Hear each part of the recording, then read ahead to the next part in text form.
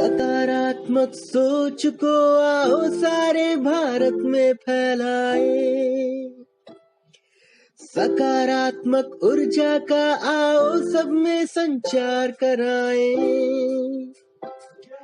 ऐसा ना हो कि हम अपनी जिम्मेदारी भूल न जाए, क्यों इंतजार करें हम किसी का, आओ एक मशाल जलाए, सकारात्मकता के उदय का चलिए हम उद्घोष कराए। वंदे मातरम, जय हिंद, जय हिंद। इस वक्त हम लोग एक विशेष अवसर पर यहां पर उपस्थित हैं, जो संस्कार भारती है। वहां पर अभी हम लोगों ने, जो पूर्व वाइस चांसलर रहे हैं माखनलाल चतुर्वेदी यूनिवर्सिटी राष्ट्रीय पत्रकारिता विश्वविद्यालय के सानिध्य में यह कार्यक्रम हो रहा है, क्योंकि पॉजिटिव माहौल बनाने की कोशिश हो रही है। उसमें अगर आप शामिल होते हैं तो सभी पत्रकारों को फायदा होगा। पत्रकारिता को लेकर जो तथ्य और सत्य आधारित पत्रकारिता सबसे पहली बार मैंने सुना, वो professor doctor KG. Suresh ji के मुंह से सुना था। आज मुझे याद है, बराबर वो कहते हैं कि पत्रकारिता का मतलब तथ्य और सत्य आधारित पत्रकारिता जो है वही सकारात्मक पत्रकारिता है। बाद में जब वेबिनार में प्रोफेसर के.जी. सुरेश जी आए तो उन्होंने शिक्षा दी, उन्होंने संदेश दिया कि समस्या के समाधान मूलक पत्रकारिता जो है वो सकारात्मक पत्रकारिता है। जी, professor doctor KG. Suresh ji, RJS PBH के ये 266वां अमृतकाल का सकारात्मक भारत उदय है। 266वां कार्यक्रम, यानी कि 266 दिन आरजेएस फैमिली 1.5-2 घंटे बैठी। धन्यवाद उदय जी। आज के कार्यक्रम के मुख्य अतिथि देश के विख्यात हृदय रोग विशेषज्ञ डॉक्टर प्रेम अग्रवाल जी। डॉक्टर के नाम पर अगर प्रेम है तो फिर आधा प्रॉब्लम तो सॉल्व हो गया। परम श्रद्धेय ब्रह्म कुमारी बहन राजश्री जी, चौधरी साहब, और हमारे प्रिय मित्र, और कोई अतिशयोक्ति नहीं होगी अगर मैं ये कहूं कि अगर देश में कई वर्षों से, कई दशकों से पॉजिटिव मीडिया या सकारात्मक मीडिया का एक आंदोलन चल रहा है, लेकिन कोई अतिशयोक्ति नहीं होगी अगर मैं कहूं कि पॉजिटिव मीडिया आंदोलन का कोई पितामह है तो वो उदय मन्ना जी। एक वन मैन आर्मी की तरह, सिंगल मैन, एक मिशन मोड पर आप काम कर रहे हैं। हम सब ने काम किया है, लेकिन एक मिशन मोड में काम करना मैं समझता हूं कि बहुत महत्वपूर्ण है। मुझे याद है, हम लोग जब मैं जी न्यूज़ में था तो मुझे अभी भी याद है, मैंने एक इंद्रधनुष ब्लॉग लिखा था, ब्लॉग। उस वक्त ब्लॉगिंग शुरू ही हुआ था और उसका उद्देश्य था कि जो भी समाज में सकारात्मकता हो रही है उसको हम समाज के सामने लाएं, क्योंकि लोगों के मन में एक नकारात्मकता है हमेशा। अरे कुछ नहीं हो रहा है, ये देश बर्बाद हो रहा है, देश कहाँ जा रहा है, कुछ नहीं हो रहा है, भ्रष्टाचार है, बलात्कार है, और कुछ है ही नहीं, इस देश का क्या होगा। ऐसे में समाज में ऐसे हजारों लाखों स्वयंसेवक, स्वयंसेवी संस्थाएं दूर दराज के क्षेत्रों में निस्वार्थ भावना से काम कर रहे हैं और वो समाज को कुछ देने का प्रयास कर रहे हैं, हमेशा लेने का नहीं। उनके बारे में समाज को बताना बहुत आवश्यक है। इस उद्देश्य से हमने शुरू किया। आगे चलकर जब मैं दूरदर्शन का संपादक बना तो उस कार्यकाल में मैंने एक प्रोग्राम शुरू करवाया जिसका नाम है गुड न्यूज इंडिया। दूरदर्शन के भी एक बंधु आए हुए हैं। गुड न्यूज इंडिया अभी भी चलता है। गुड न्यूज इंडिया, दो टूक, ये सब मेरे कार्यकाल में शुरू हुआ था। तो गुड न्यूज इंडिया जब हमने शुरू करवाया तो उसका उद्देश्य था कि सरकारी योजनाओं के बारे में नहीं, ऐसे व्यक्तियों के बारे में और संस्थाओं के बारे में जो निस्वार्थ भावना से सेवा करते हैं, उनका हमने गुड न्यूज इंडिया एक आंदोलन बन गया। जब 200 के करीब एपिसोड्स आए तो बाद में माननीय प्रधानमंत्री जी ने भी उसको बहुत स्वागत किया और मुझे कहते हुए खुशी है कि जो 200 एपिसोड दिखाए उसमें से कम 10 लोगों को, जिनमें दूर दराज के जनजातीय क्षेत्रों में लोग जो काम करते रहे, ऐसे लोगों को तक पद्मा पुरस्कार से सम्मानित किया गया, जो पहले उस प्रोग्राम में दिखाए गए थे। ये सकारात्मक मीडिया की ऊर्जा है, क्योंकि अगर मीडिया चाहती है तो सकारात्मक लोगों को, सकारात्मक योगदान को हाईलाइट कर सकती है और जन जन के सामने ला सकती है। पहली बार कॉन्सेप्ट आया पीपुल्स पद्मा का। पहले पद्म भूषण के बारे में या पद्मा पुरस्कारों के बारे में यह कहा जाता था कि भाई ज्यादातर दिल्ली के लोग, और पता नहीं दिल्ली के डॉक्टरों को तो बहुत मिलता था, और बड़ा हर वर्ष आप देखेंगे लिस्ट में जो है दिल्ली के बहुत सारे लोगों को जो है पुरस्कार मिलता है। लेकिन पद्म पुरस्कार का पिछले 10 सालों में लोकतांत्रिकरण हुआ है, विकेंद्रीकरण हुआ है। अब दूर दराज के गांव के लोगों को, दूर दराज के, आप देखेंगे राष्ट्रपति भवन में पुरस्कार लेने आते हैं तो अपने बिल्कुल वनवासी वेशभूषा में वो लोग आकर जो है पुरस्कार लेते हैं। ये पहले कभी ये नजारा दिखाई नहीं देता था, आज ये दिखाई देता है। यानी कि उन लोगों को भी मान्यता देना जो सही मायने में देश के लिए, समाज के लिए कुछ कर रहे हैं, मात्र दिल्ली में लॉबिंग कर रहे हैं, उन लोगों को नहीं। ये ऐसा एक सोच। तो मुझे लगता है कि बहुत महत्वपूर्ण बातें डॉक्टर साहब ने कही, और उससे पहले बहन राजश्री जी ने इन विषयों को आपके सामने रखा, आध्यात्मिक और बिल्कुल मैं पूरी तरह सहमत हूं कि एक स्वस्थ मन जो है एक स्वस्थ शरीर में ही वास करता है। मैं तो कोई कैंसर वैंसर जैसे बड़े बीमारियों की बात नहीं कर रहा। अगर आपको गैस्ट्रिक प्रॉब्लम भी हो जाए, आपको मन नहीं करेगा कुछ और करने का, आपका सिर्फ ध्यान उसी में जाएगा। इसलिए शरीर को स्वस्थ रखना बहुत जरूरी है। उसी तरह हमारा जो समाज रूपी शरीर है, इसको भी स्वस्थ रखना जरूरी है, और इसमें मीडिया की एक बहुत अहम भूमिका है। मुझे याद है अभी दीप माथुर साहब भी यहाँ संबोधित कर रहे थे, उनको याद नहीं होगा, मैं एक बहुत 80-90 के दशक में जो है एक रिपोर्टर, एक यंग रिपोर्टर था दिल्ली में, तो मैंने उनको अक्सर फोन किया करता था, और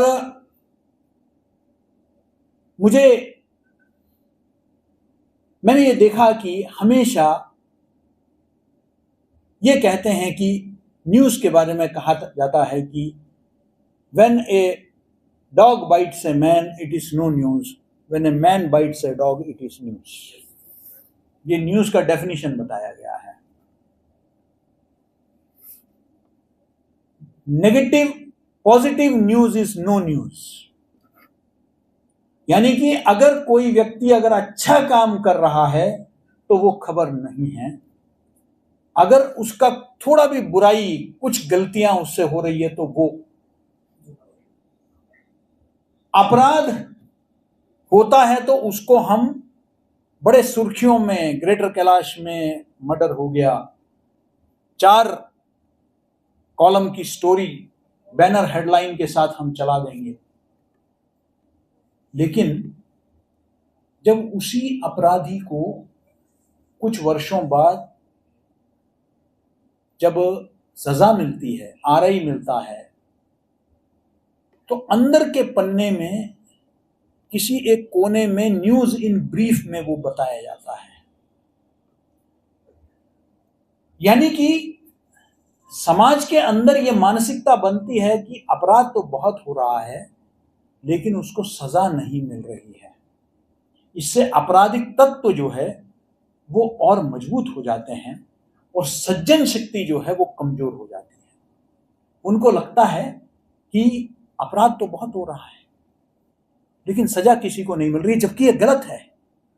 हमारे बीच में सप्रा साहब हैं, मैजिस्ट्रेट हैं, रहे हैं, आए दिन 30,000 में, कड़कड़ डूमा में, साकेत में दुनिया भर के अपराधियों को सजा मिलती है। ऐसा नहीं है सजा नहीं मिलती है, लेकिन सजा की रिपोर्टिंग नहीं होती है, अपराध की रिपोर्टिंग होती है। इसलिए समाज में वो संतुलन बिगड़ जाता है कि अच्छा इसमें तो सिर्फ अपराध हो रहा है। मैं मानता हूं कि अभी भी बहुत अपराध हो रहा है, लेकिन हमारे आबादी भी देखिए, आज भी आप दिल्ली जैसे शहर की जब आप तुलना करेंगे, न्यूयॉर्क में, मैं विदेशों में बहुत यात्राएं कर चुका हूं, आप अंडरग्राउंड से, आप पार्किंग से, आप जो नीचे जो अंडरपास है उससे आप चल नहीं सकते हैं, आपको मगिंग किया जाता है। आपको जो है, मेरा खुद का जो है विदेश में जो है, ब्यूडापेस्ट में, पता तक नहीं चला मुझे, मेरा जो है पैसे निकाल लिए, डॉलर्स। अपराध हर जगह होता है। आप तुलनात्मक देखेंगे तो दिल्ली का उतना बुरा हाल नहीं है।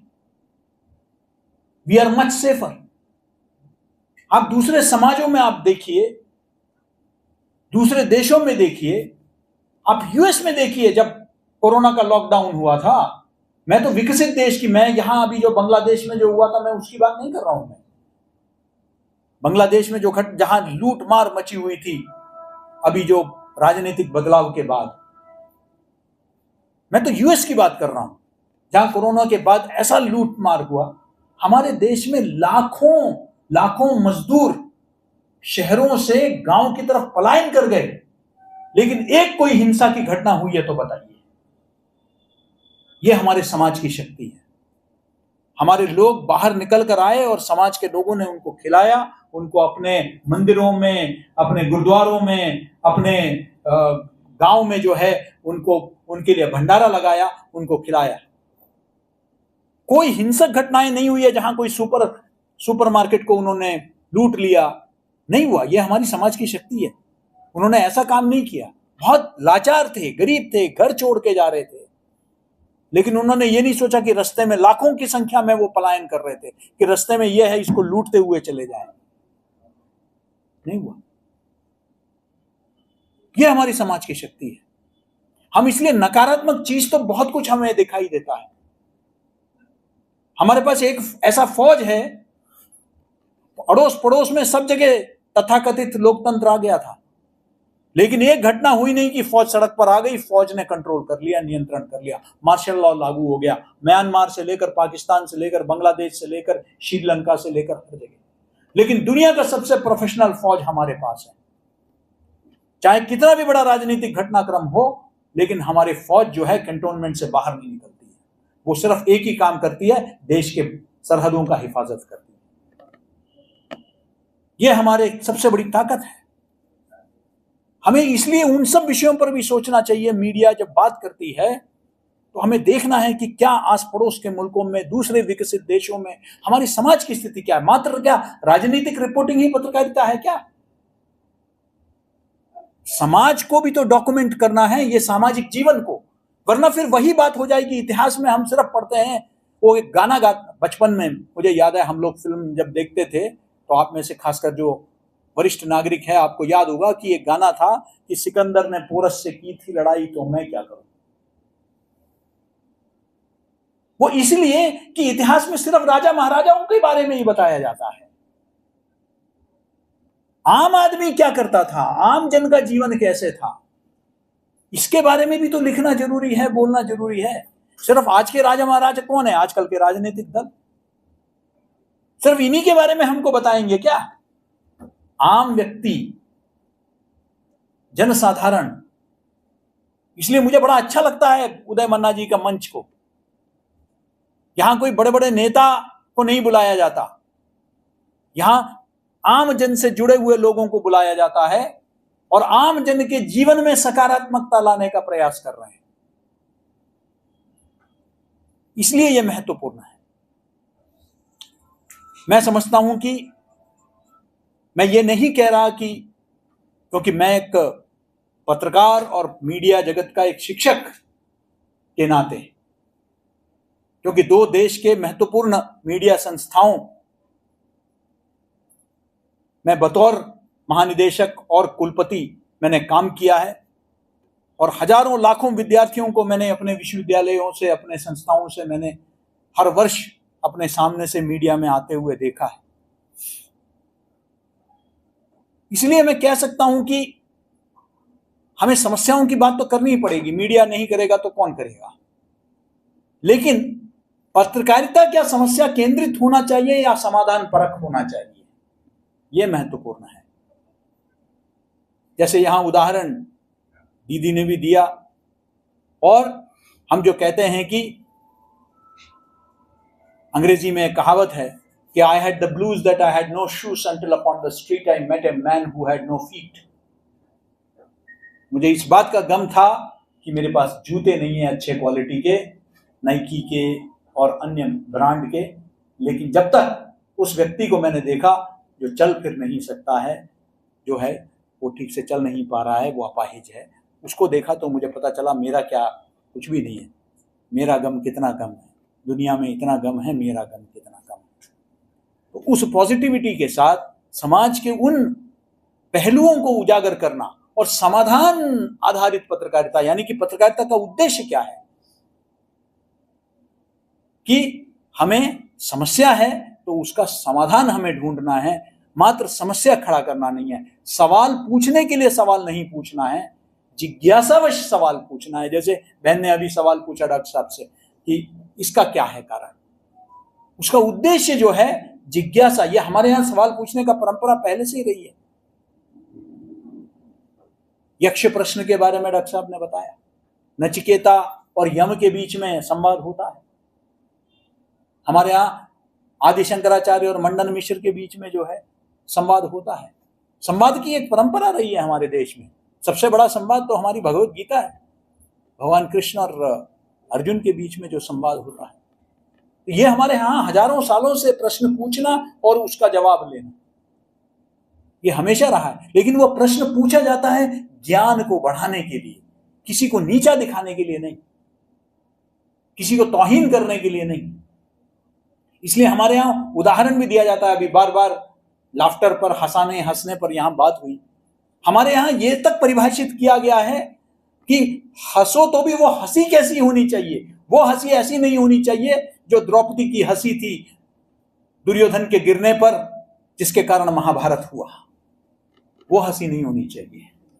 हंसी किसी के कीमत पर नहीं होनी चाहिए, किसी का मजाक उड़ाने के लिए हंसी नहीं होना चाहिए। वो हंसी खुद खुश होने के लिए और दूसरों को खुश करने के लिए होना चाहिए। किसी के भावनाओं को अगर ठेस पहुंचाकर हम हंस रहे हैं तो उस हंसी का कोई मूल्य नहीं। तो ये जो समाज में जब हम उस मानसिकता से अगर पत्रकारिता करेंगे, जिसको हम कहेंगे कि जनहित का पत्रकारिता, जहां हम लोक कल्याण, हम लोग नारद जयंती मनाते हैं तो उनका जो देवऋषि नारद हैं वे क्या करते थे, लोक कल्याण। उनको देखिए कुछ नहीं पहनते थे, कोई वेशभूषा आपने उनका देखा होगा, सादा सा वेशभूषा है, कोई गहने नहीं पहनते थे, तीनों लोगों का वो संचार करते थे। लेकिन उनका एक ही उद्देश्य था कि जहां जहां दानव मानव को या साधु संतों को परेशान कर रहे थे उनको मुक्ति दिलाना, इस उद्देश्य से वो करते थे। तो लोक कल्याण का एकमात्र हित के साथ वो करते थे पत्रकारिता का। ये वो मैं समझता हूं कि अमृतकाल की बात हम करते हैं। देश अमृत महोत्सव मनाने के बाद अब हम शताब्दी वर्ष की तरफ बढ़ रहे हैं, 2047 की तरफ, जब एक विकसित भारत का सपना हमने देखा है। वह तब तक नहीं कामयाब होगा जब तक हम मानसिकता परिवर्तन नहीं लाते हैं। वह मानसिकता परिवर्तन लाने में, जिसको हम अंग्रेजी में कहते हैं एटीट्यूडिनल एंड बिहेवियरल चेंज।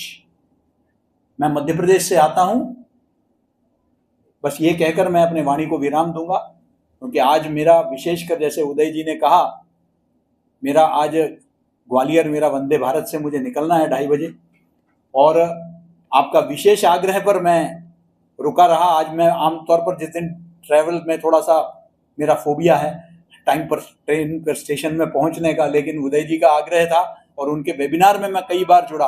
ये पहली बार है जब मैं उनका ऑफलाइन कार्यक्रम में जुड़ रहा हूं, तो मैंने कहा कि मैं पक्का आऊंगा। तो मैं अंत में इतना ही कहूंगा कि हमको जो है उस पॉजिटिव माइंडसेट के साथ काम करना है। मैं ये अंतिम 2 उदाहरण देकर अपने वाणी को विराम दूंगा, क्योंकि हम स्वच्छ भारत की बात करते हैं। तो मैं गया था दीव में। दीव मतलब गुजरात से सटा हुआ एक छोटा सा केंद्र शासित प्रदेश है। तो दीव में गया तो वहाँ एक पुर्तगाली किला देखने गया। बाहर आइसक्रीम बेचने वाला था। मैंने उसको 10 रुपए दिए और आइसक्रीम लिया। उसने आइसक्रीम देने से पहले रैपर निकाला और उसने रैपर को अपने डस्टबिन में डाला और मुझे आइसक्रीम दिया। मुझे लगा कि शायद हमारे यहाँ भी इंदौर में अगर आप लोग आए हैं तो अगर आप इंदौर में जो है सराफा में जाएंगे शाम को तो लोग मुंह में पान डाल के देते हैं। तो मैंने सोचा यहाँ भी कोई ऐसे कोई हो तो हमने सोचा कि चलिए 10 रुपये दिए। तो बाद में मुझे याद आया कि मेरा वाहन चालक भी बेचारा गर्मी में खड़ा हुआ है, उसके लिए भी एक आइसक्रीम दे देता हूँ। मैंने 10 रुपये और दिए। उसने जो है आइसक्रीम फिर निकाला और फिर जो है रैपर फाड़ने लग गया। मैंने कहा भाई रैपर क्यों फाड़ रहा है, गाड़ी उधर है, मुझे ये आइसक्रीम लेके जाना है। कहते साहब लेना है तो लो, रैपर तो मैं फाड़ूंगा। मैंने कहते जब पैसे पूरे दे रहा हूँ तो रैपर के साथ क्यों नहीं दे रहा? कहते साहब इसलिए नहीं दे रहा हूँ क्योंकि आप पर्यटक लोग रैपर इधर उधर फेंक देंगे। आप जब रैपर इधर उधर फेंक देंगे तो मेरा दीव गंदा होगा। मेरा दीव गंदा होगा तो मेरे यहाँ पर्यटक नहीं आएंगे। मेरे यहाँ पर्यटक नहीं आएंगे तो मेरे बच्चे भूखे रह जाएंगे। इसलिए मैं आपको रैपर नहीं दूंगा। ये जनसाधारण के मन में स्वच्छता उसके जीवन से किस तरह जुड़ा हुआ है, ये बात अगर बैठ गई तो उस दिन स्वच्छता कामयाब हो जाएगा। स्वच्छता ही नहीं, देश का कोई भी मिशन कामयाब हो जाएगा। और यह कन्विंसिंग करने का काम जो है मीडिया का है। अंतिम बात, इंदौर देश का सबसे स्वच्छ शहर है ना, स्वच्छता में। और हमारा भोपाल जो राजधानी है वो देश का सबसे स्वच्छ राजधानी है। स्वच्छ शहर इंदौर में कुछ दिन पहले हमारे पत्रकार मित्र दिल्ली से आए थे। एयरपोर्ट से सीधे जा रहे थे और उन्होंने क्या किया, चिप्स खा रहे थे। शीशा नीचे किया और रैपर जो है चिप्स का, कुरकुरे का, उन्होंने उठा के बाहर फेंक दिया। ड्राइवर ने देखा, टैक्सी ड्राइवर था, उसने गाड़ी साइड में किया। साइड में किया, उसने कुछ नहीं कहा। वो खुद जाके वो रैपर जो सड़क में पड़ी हुई थी वो लेके आया और गाड़ी के अंदर एक काला बैग साइड में रखा हुआ था उसमें डाल दिया और कह दिया कि साहब आगे और कोई पैकेट फेंकना है तो इसमें डालना, बाहर मत फेंकना। उन्होंने पूछा ऐसा क्यों? कहते कि इसलिए क्योंकि अपने को नंबर 1 रखना है इस शहर को।